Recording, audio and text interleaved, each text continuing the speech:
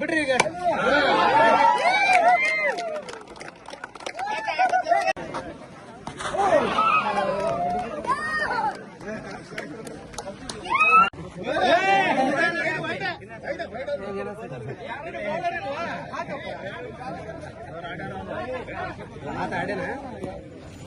ಸ್ವಲ್ಪ ಹಿಂದಕ್ಕೆ ಬದಿ ಅಣ್ಣ ಸ್ವಲ್ಪ ಹಿಂದಕ್ಕೆ ಬದಿ ಸ್ವಲ್ಪ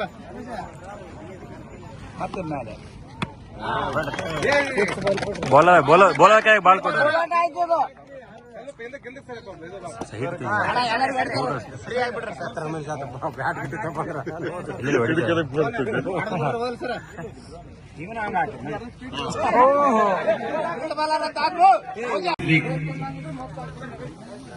ಕ್ರಿಕೆಟ್ ಪಂದ್ಯಾವಳಿಯನ್ನು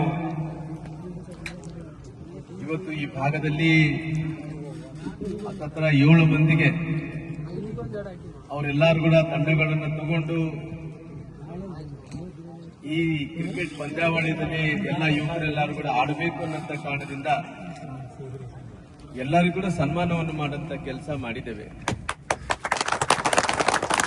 ಹಾಗಾಗಿ ಈ DK ಪ್ರೀಮಿಯರ್ ಲೀಗ್ಗೆ ನನ್ನ ಶಿವಕುಮಾರ್ ರಾಥೋಡ್ ಅವರು ನನಗೆ ಬಾಗಲಕೋಟೆಯಲ್ಲಿ ಸಿಕ್ಕಿದ್ರು. ನಮ್ಮ ಭುವನೇಶ್ ಪೂಜಾರಿ ಅವರು ಅವರಿಬ್ಬರು ಬಹಳ ಆತ್ಮೀಯ ಸ್ನೇಹಿತರು. ಅವರು ಆ ಚುನಾವಣೆಯಲ್ಲಿ ಪ್ರಚಾರ ಸಂದರ್ಭದಲ್ಲಿ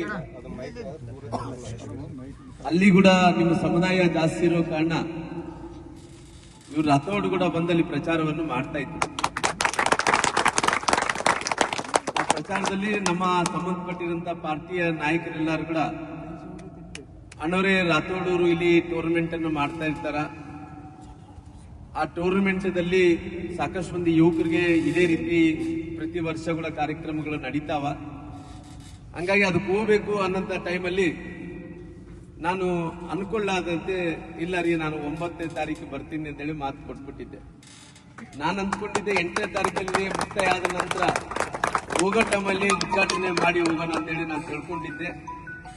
ಹಂಗಾಗಿ ನಾನು ಪುನಃ ನಮಗೆ 7ನೇ ತಾರೀಕಿಗೆ ಪ್ರಚಾರ ಮುಕ್ತಾಯ ಆಗಿರೋ ಕಾರಣ 6ನೇ ತಾರೀಕಿಗೆ